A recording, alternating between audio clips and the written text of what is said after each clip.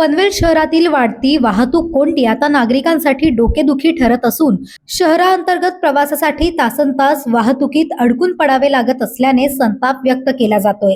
मुंबईकडे जाण्यासाठी तुलनेने कमी वेळ लागत असला तरी पनवेल ते नवीन पनवेल, खांदा कॉलनी, पळसपे किंवा अन्य भागांमध्ये पोहोचण्यासाठी नागरिकांना मोठा वेळ खर्च करावा लागतोय।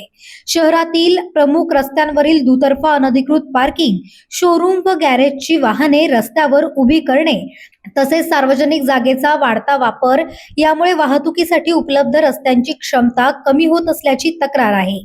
छत्रपती शिवाजी महाराज चौक, सोसायटी नाका, पंचरत्न हॉटेल चौक, उरण नाका, विशाळी नाका, रायगड बाजार मार्ग, नवीन पनवेल HDFC सर्कल, आदई सर्कल आणि शिवा कॉम्प्लेक्स परिसर ही वाहतूक कोंडीची प्रमुख केंद्रे बनली आहेत।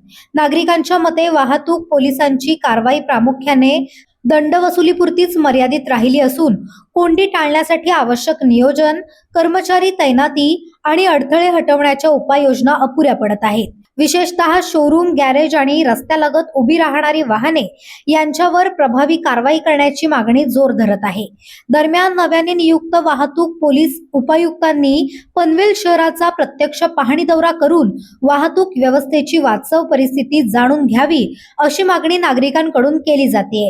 पीक अवर्स मध्ये शहरातील प्रमुख मार्गांवर प्रत्यक्ष पाहणी करून अनधिकृत पार्किंग, बेवारस वाहने, सिग्नल व्यवस्था आणि वाहतूक नियोजनाचा आढावा घेण्याची गरज व्यक्त होत आहे।